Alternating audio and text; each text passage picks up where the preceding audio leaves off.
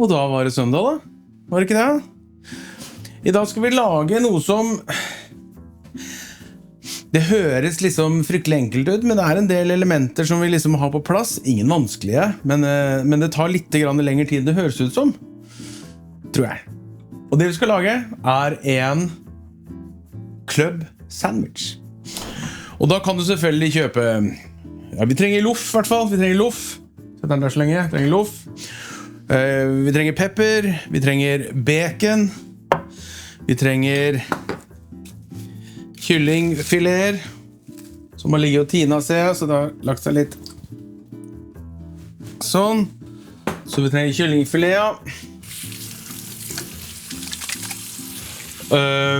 Og så trenger vi salat, tomat og sitron vil jeg ha litt grann.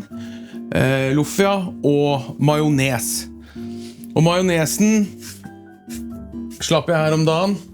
Den laget jeg rett før den her sånn, så jeg har majones hjemmelaget. Bruk ikke hjemmelaget hvis ikke du bruker hjemmelaget. Men oppskriften I hvert fall her. Jeg tenker her. Det pleier alltid å gjøre feil. Ok, sånn. Så da begynner vi. Og salat, ja, der har jeg en crispy salat som By har sett egentlig sine beste dager, men den fin. Den fin. Sånn. Så, da begynner jeg med å varme opp stekepanna. Behøver ikke denne gangen være varm fra starten av.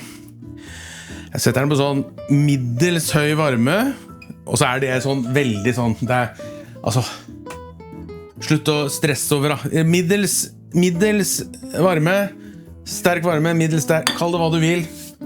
Du finner ut av det. Stek bacon hjemme. Jeg begynner med å få det oppi, for det kommer til å ta lengst tid. Og det går I tørr panne, og det jo for dere som har vært med på de her stålpannene før, det egentlig litt sånn småvanskelig. Akkurat med tanke på at jeg får liksom bare en sjanse, som vi sier. For den setter seg fast. Og så lar vi da, men nå lar vi det her bli med panna opp I varme, så fettet begynner å slippe, og litt sånn. Og så skal vi se, jeg trenger 8 til 2 sandwicher, så trenger jeg 8 skiver med bacon. Jeg trenger 8. Ikke sikkert du trenger mer enn 4. Jeg burde nok ikke hatt mer enn 4 jeg heller. Men vi tar en 8 da. Og så kommer det til å skje det som alltid skjer når jeg lager bacon og sånn. Det at det ser ikke ut som det plass I panna. Men etter hvert som tida går, så blir disse mindre. Og da får jeg lurt inn de resterende bacona. Jeg har alltid 2 igjen som litt sånn plundret å få på. Og de pleier jeg å få på I bånd. Skal vi se, skal jeg bare gjøre klart. Så kan jeg stå her og vente på det, mens jeg prater mer tull. Sånn. Få den ut på hele sin brede. Sånn, der. Bare legger jeg bare den der, og så løser vi det etterpå. Sånn. Så legger jeg den oppå der, og så løser vi det problemet etterpå. Sånn. Da begynner de å få lov til å bli mindre. Altså, ja, tatt seg varmen. Og da skrumper det jo noe veldig, så ser jeg nesten ikke ut som det bacon oppi der når vi ferdige. Skal vi se om vi har den klypa da, godklypa. Der, ja. Hva vil alt lyset på? Det så mørkt her da, men det fordi at det så lyst ute, tenker jeg. Sånn. Bare tar jeg den bort der. Prøver å få løsnet på den. Sånn, ja, se på den du. Da kan vi flytte den litt den veien.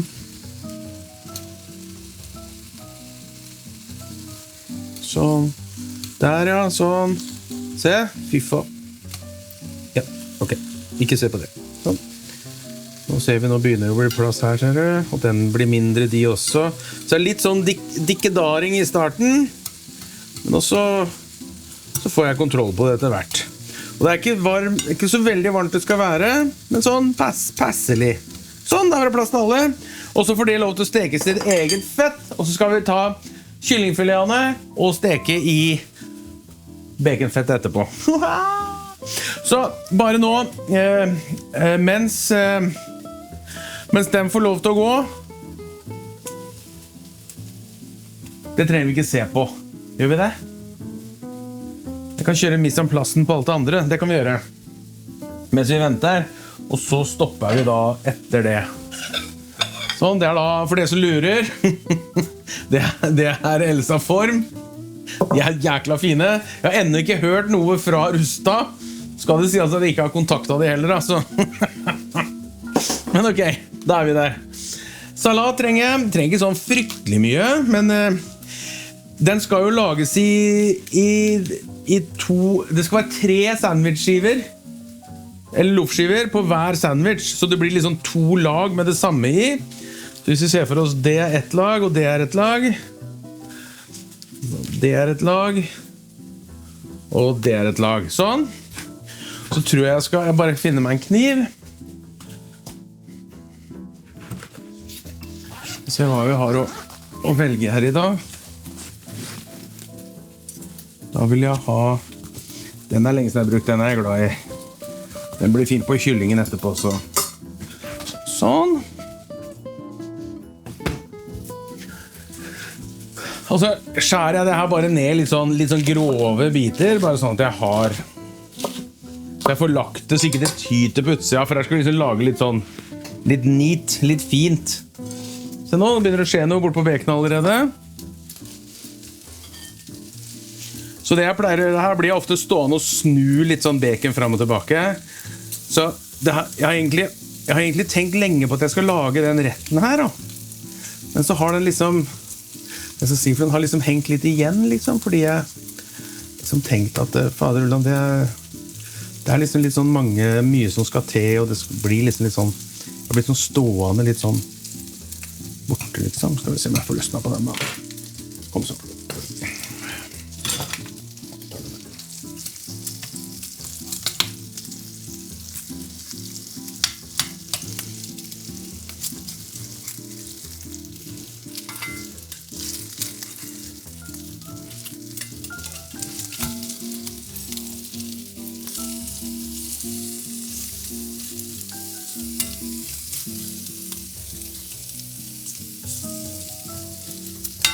Sånn, kanskje skal ha bitte litt olje på det, bare sånn at den kommer seg i gang.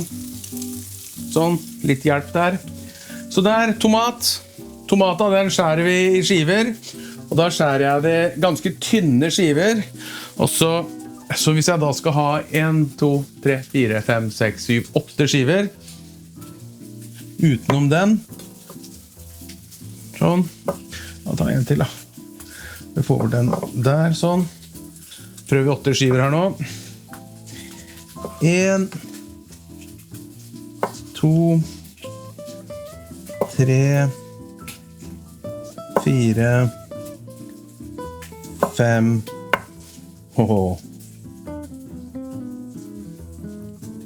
6, 7 og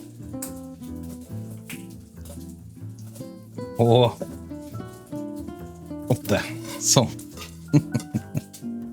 Sånn, der har vi 8 der. Og da det egentlig bare å få ting til å humple og gå her. Så da har jeg ikke startet den, så da slapp vi jo det. Nå får du se baconet. Der. Så lar jeg det her bare stå. Jeg demper varmen kanskje enda litt til. Og så lar vi det bare få lov til å bli gjennomstekt og godt på alle sider. Og da står jeg og snur liksom frem og tilbake. Det her tar ikke mange minuttene. Men da mens det får lov til å stå nå, så stopper jeg videoene.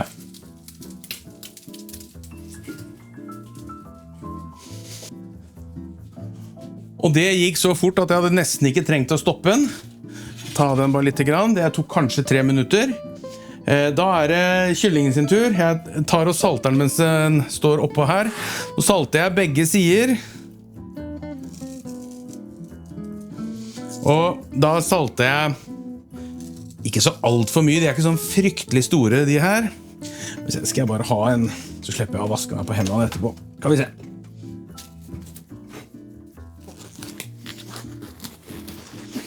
Sånn. Oppå der med den, få litt varme i den igjen. Salt. Og pepper. Nei, salt. Bare salt. Pepper skal på det også, men det skal på etter at jeg har stekt den ene siden først. For de her blir liggende litt. For jeg pannesteker i det her tar litt tid. Vi varmer opp her nå, ja? Ja, jeg tror ikke det. Og så pleier jeg, når den har begynt å steke litt, og jeg setter ned varmen og jeg liksom skal gjennomsteke den, da pleier jeg å slå litt meierismør oppi, bare fordi at jeg kan. For jeg har sagt det før, jeg vet hva som er bedre enn meierismør i maten? Mer meierismør i maten. Sånn, skal vi se om vi greier å få den i gang her. Bare salt foreløpig, hører? Den er varm. Sånn.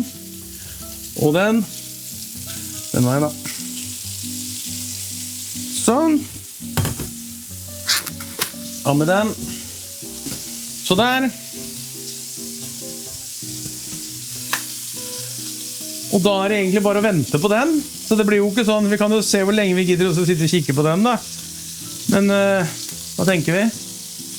Den ser jo ikke rett ut den er jo ikke det. Sånn. Og så la jeg den få en skikkelig stekeskorpe på den siden. Så snur jeg den, og så la jeg få en skikkelig stekeskorpe på den siden. Og så demper jeg varmen, slår i litt smør, og så lar jeg det bare stå mens jeg snur det frem og tilbake. Og da får du en skikkelig sprø hinne, som er helt nydelig.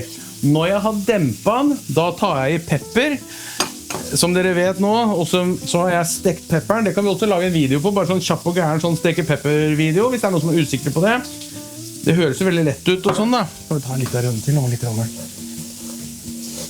Det er jo bare å steke det, men det må liksom, ja, det må liksom gjøres da. Og så må man liksom skjønne det og ikke ødelegge pepperen når man steker den. Skal vi se. Så tror jeg vi har en litt større sånn, ja. Skal vi se om den har løsnet da? Ja, den kan ligge mye lenger. Ja, mye lenger.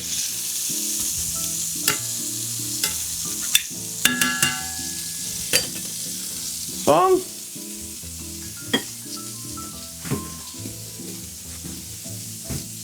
Det vi også kan gjøre nå, det er at vi kan begynne å riste brødet. Da kan vi skjære brødet.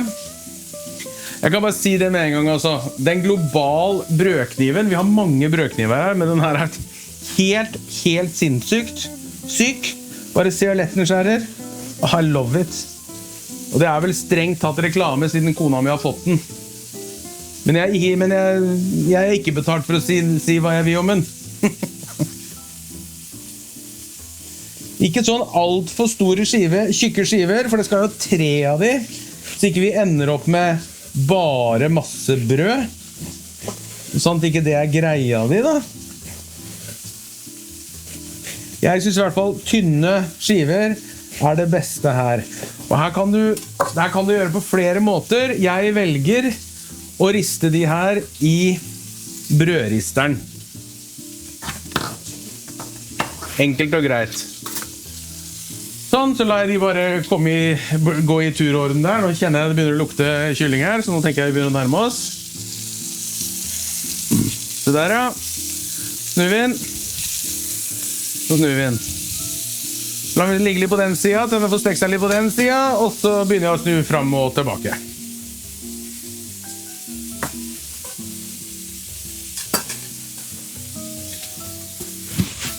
Og så steker jeg bare, eller rister jeg bare det brødet to etter to. De trenger ikke være varme. Og club sandwichen er jo utgangspunkt ikke en varm rett. Det er jo ikke en varm rett. Det er så tøft. Men jeg har noe å ha de på. Skal vi se, jeg skal ha noe av sandwichen på. Sånn. Det er til Hege og meg. Og den trenger jeg til å ha brødet på. Skal jeg bare fortelle en ting? Når du tar ut det brødet som er ristet, så skal det ligge og kjøle seg ned.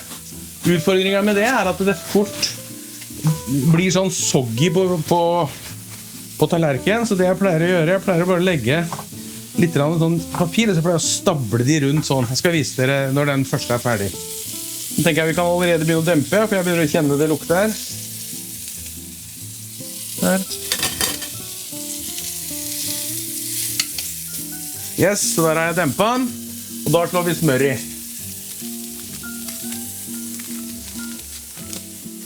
Det ikke så farlig om det litt da, for jeg skal liksom dekke liksom panna da. Jeg har litt stor panna akkurat nå. Grunnen til at jeg bruker den store panna til kyllingen jo fordi jeg måtte ha den store panna til baconet.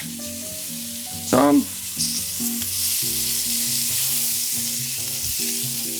Sånn.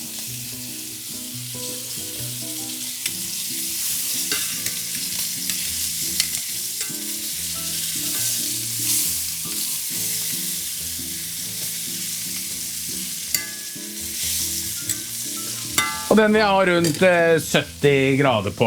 Brant jeg meg også. Jeg vet ikke hva mater...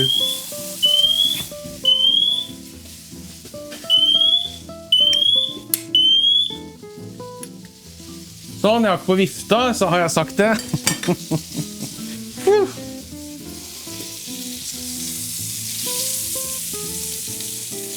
Sånn, skal vi kjapt... Skal jeg spørre om kona mi gidder? Gidder du? Nei, jeg ikke her. Never mind. Jeg pleier å ta den på 70 grader, men jeg vet ikke hva Mattilsynet sier. Men det går jo an å finne ut av det også. Du bare visst og løst jeg har til å ta en sånn baconbit. Fy fader. Skal vi se hvordan det ser ut oppi her nå. Det perfekt. Og da pleier jeg å legge de bare sånn at de ikke ligger flatt nedpå. Og de gjør heller ingenting om det blir kalde. Selvfølgelig greier å time det her så alt varmt, så det jo selvfølgelig best. Men det vanskelig altså. Det nesten jeg slår på vifta nå. Se på de nå, begynner de å komme seg. Jeg har temperaturmåleren, så vi skal ha den opp på 70 grader før jeg tar den, og så kan hvile litt grann. Men nå trenger vi vel strengt at ikke se på det her, tenker jeg. Så nå bare stopper jeg, og så snur jeg de, som du har sett, snur jeg de bare frem og tilbake, til de har 70 grader inne, og jeg har slått ned temperaturen ganske litt til. Sånn, begynner vi der. Fint, da ses vi etterpå. Ta en sånn en da. Og der skal jeg slå av den, for nå måtte vi virkelig kjøre på litt her. Det som skjer da, bare sånn at det liksom viktig å få med seg, når du har stor stekepanne, som ikke du fyller, så blir det ofte litt brent. Så det bare, jeg lar være å bruke den delen av stekepanna. Nå begynner vi å, fy fader, nå ser det god ut. Nå begynner vi å nærme oss. Nå kan jeg tenke meg at vi har rundet 70. Jeg kjenner det når jeg setter 71, 72, det perfekt. Jeg sjekket Mattilsynet. Den var litt varm. Sånn, den fin. Da skal jeg prøve å si den til. Jeg sjekket Mattilsynet og hva de sa om temperatur på kylling, så det var over 70 var på en måte greia der. Det jeg også har gjort mens vi har vært borte, det at jeg har hatt litt pepper på. Det glemte jeg å gjøre mens vi var on-screen, holdt jeg på å si. Skal vi se, og ventet vi på den siste loffen, der begynner det å nærme seg. Og så tar jeg bare bitte litt sitron, og så vrir jeg det bare oppå. Trenger ikke så mye, bare sånn at vi får litt syre på det. Sånn. Sånn. Ok, da vi så godt som klare.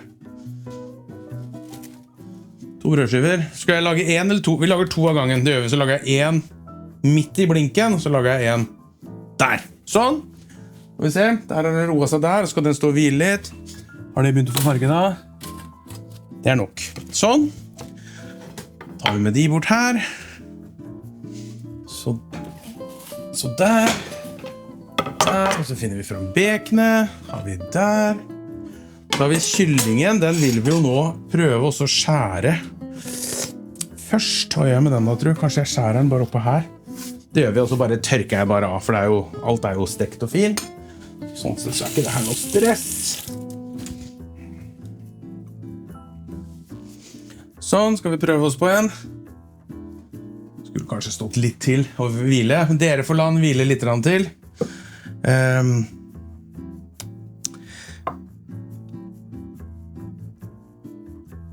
Skal vi se. Jeg måtte bare tenke litt hvordan vi skal få det her unnagjort. Hvis jeg tar bort det, sånn, så legger jeg kyllingen der etter hvert som jeg skjærer den. Det var lurt.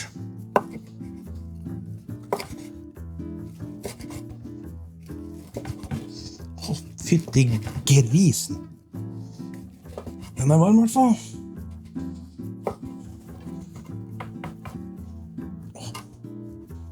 Sånn. Legger vi bare den der så lenge. Fy faen, den var fin, ass. Sammen med den, kjører vi den her. Ja, perfekt.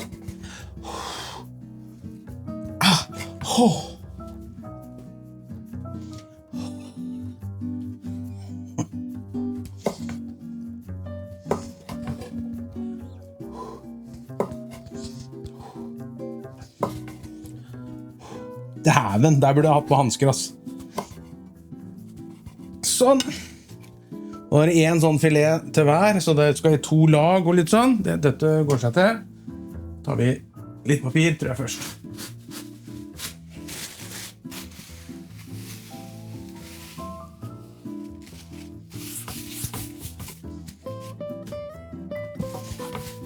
Sånn. Da begynner vi på nytt. 2 sånne. En midt I blink og en på siden. Begynner med majones. Skal vi se. Nå begynner jeg å bli sulten, så da begynner jeg, det har vi, dere som følger med her jevnlig, dere vet, da begynner jeg å røre og surre når jeg begynner å bli sulten. Sånn. Der. Da vi der. Majones. Og det står I de fleste oppskrifter at det skal smøres utover. Nå har vi jo sånn fin sånn en, så nå gjør jeg bare sånn. Sånn. Sånn. Ok da. For det skal liksom være sånn, ja, se den majonesen, den jo faen bare helt gal, Mathias. Fy faen. Ok, jeg kan ikke ha så mye på neste lag da. Det sånn. Litt salat. Salat I bånd. Sånn. Da vil vi gjerne ha den. Sånn at ikke den titter så mye på utsida. Sånn. Det bånden. Dette 2 bånder, ikke sant? Nå vi helt ned på der. Trykker det litt så det skal lov til å sette seg fast. Tomat. Da har jeg regnet 2 tomatskiver på hvert lag. Da husker vi at nå legger jeg tomatskivene sånn. Så på neste laget så legger jeg de sånn. Det ikke noen nerdy saker det her, altså. Og så kjører vi halvparten av den ene fileten. Sånn. Der. Guri! Og halvparten av den. Cirka her. Her jo foretrekket.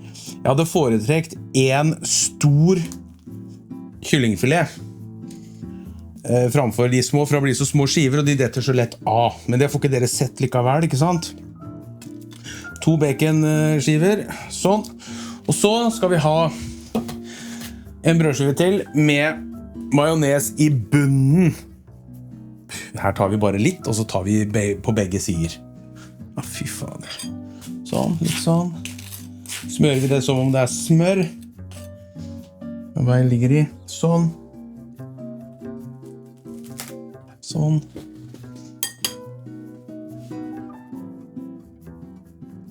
Sånn.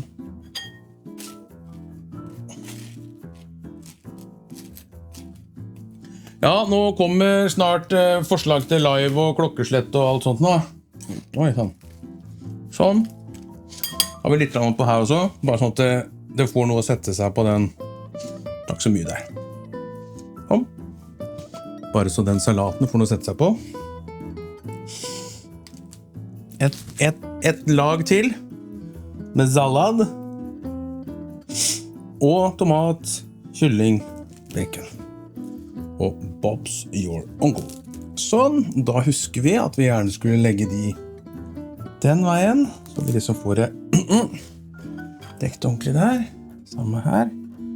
Sånn, og den her laget jeg, testlaget den her om dagen, og da ga kona mi den her faktisk en 10. Vi rater all maten hjemme. Ikke fordi at jeg trenger å få tilbakemeldinger på at det godt hver gang. Men det en regel som sier her, familien, at hvis noen rater maten under 5, så lager vi det ikke en gang til. For det ikke nødvendig. Sånn, bacon. 1, 2, 1, 2. Sånn, ikke mange kyllinga. Det var helt perfekt. Litt med mayo.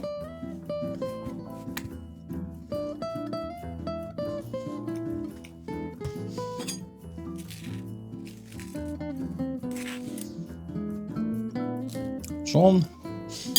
Og ja, så kona mi ga den her en 10. Vi gir den ikke terningkast, for det ikke granulert nok.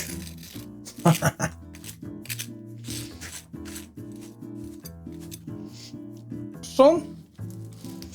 Og da skulle vi egentlig hatt cocktailpinne her, men det har jeg ikke. Men da må vi fram med brødkniven igjen. Sånn. Trykker jeg det godt sammen, og så skjærer vi.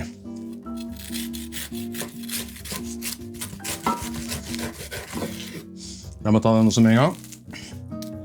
Så skjærer vi. Her skulle vi ha cocktailpinner, altså ikke det til fra hverandre, men helt ærlig, det her spiser vi med kniv og gaffel. Skal vi se. Gå bort her. Prøv som jeg greier å løfte den ut. Og se hvordan den ser ut.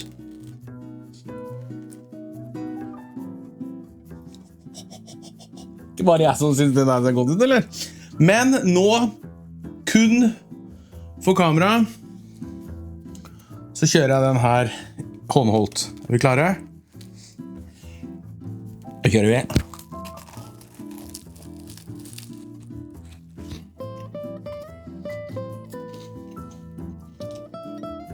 Altså, det så godt. Men hvis ikke du vant til å lage mat, og du synes at det her litt sånn, det mye greier da, med steking av kylling og... Jeg anbefaler ikke, men du får kjøpt ferdig kylling og ferdig stekt kylling og ferdig stekt bacon. Det nå I hvert fall en start da. Det noen som vet hvor den kom fra, den kyllingen der da? Jeg kan sånn. Sånn. Og så den min. Så I verste fall så begynn bare å kjøp de ferdige ingrediensene, og så lag det her selv. Det jævlig godt, altså.